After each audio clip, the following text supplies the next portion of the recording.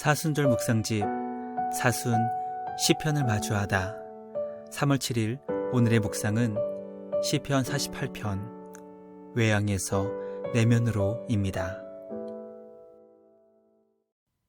믿는 이에게 하나님의 현존을 느끼며 그분의 임재를 체험할 수 있는 성지를 순례하는 것은 신앙의 중요한 방편입니다. 불이 붙었지만 타지 않는 떨기나무 앞에서 신을 벗은 모세의 신의 산과 하나님의 세미한 음성이 들린 호렙산이 하나님의 도성 예루살렘과 예수님의 탄생지 베들레헴이 그럴 것입니다. 사실 하나님은 어디에나 계십니다. 그분은 무소부지한 분이니 어느 장소에만 계시고 그곳만을 거룩하다고 할 수 없습니다. 거룩한 곳과 속된 곳 또한 나눌 수 있는 것이 아닙니다. 그러나 특정 장소가 낳는 하나님 체험은 그곳을 찾는 이들이 형성하는 공통의 서사를 통해 거룩함에 적게 합니다. 시편 48편은 하나님의 도성을 찬양하며 성소를 어떻게 바라보아야 하는지 일러줍니다. 시온을 바라보는 시인은 하나님께서 이곳에서 찬양받으실 만하다고 노래합니다. 터가 높고 아름다워 온 세계가 즐거워할 왕의 도성입니다. 찬양은 시온성에 대한 외적 묘사로 시작해 그곳에서 행하신 하나님의 역사로 이어집니다. 하나님의 도성을 질시한 왕들이 연합하여 쳐들어왔으나 시온을 보고 놀라 혼비백산하여 도망하였다고 합니다.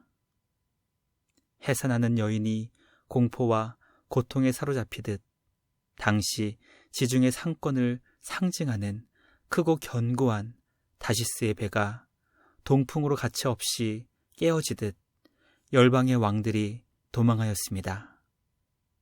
시온에 다다른 백성들은 하나님께서 시온을 당신 요새로 삼으셨다는 선언 앞에서 예, 우리가 들은 바 그대로입니다 라고 응답합니다.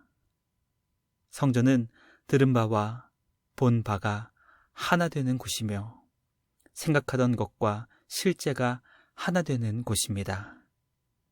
지나간 역사적 사건들이 지금 여기에 사건인 양 생생해지는 곳입니다. 성전에 엎드려 하나님의 임재에 사로잡힙니다. 자연스레 거룩한 성에서 눈을 들어 거룩한 하나님을 우러릅니다. 이제 도성은 흐릿해지고 하나님은 선명해집니다. 이 모든 것이 하나님의 사랑에서 비롯된 것이었습니다. 그 사랑이 연약한 이들에게 흘러내리니 주의 도성과 성전은 약자를 돌보는 하나님의 정의로 충만합니다. 사랑과 정의는 추상명사가 아니라 주님을 우러르는 이가 생생하게 느끼는 하나님의 손길입니다. 이 사랑과 정의는 심판으로 완성될 것이며 주의 백성들에게 두려움이 아니라 기쁨으로 다가올 것입니다. 거룩한 하나님의 사랑과 정의와 심판이 믿는 이에겐 구원의 감격입니다.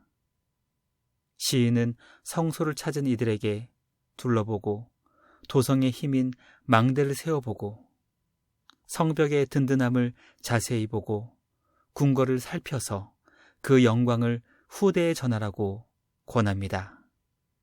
이제 믿는 이는 세밀히 보고 기억하며 증거하는 이가 되어야 합니다.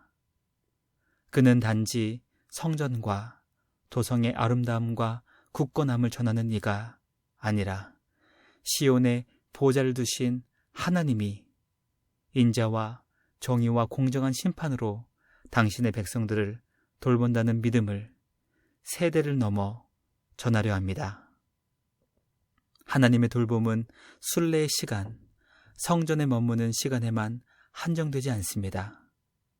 그분은 영원한 하나님이며 당신 백성을 영혼으로 인도하기까지 돌보는 분입니다.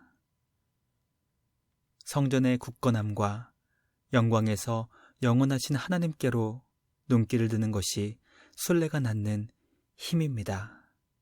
시인은 이 시편을 통해 오늘 우리가 찾아가 예배하는 성전이 어떤 곳이며 그곳에서 무엇을 체험하느냐고 묻습니다. 보이는 곳에서 보이지 않는 것에 사로잡히는지 묻고 있습니다. 함께 기도하겠습니다.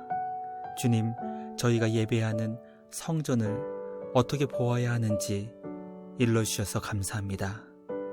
건축물과 외양에서 당신 자녀를 향한 하나님의 사랑과 정의가 드러나는 곳임을 알게 하시고 주님의 현존을 깊이 체험하는 곳이 되게 하십시오. 그저 건물 안에 들어갔다 나온다면 얼마나 안타까운 일이겠습니까? 살아계신 당신을 뵙는 역사, 영원까지 돌보는 하나님께 사로잡히는 예배자가 되게 하십시오. 아멘.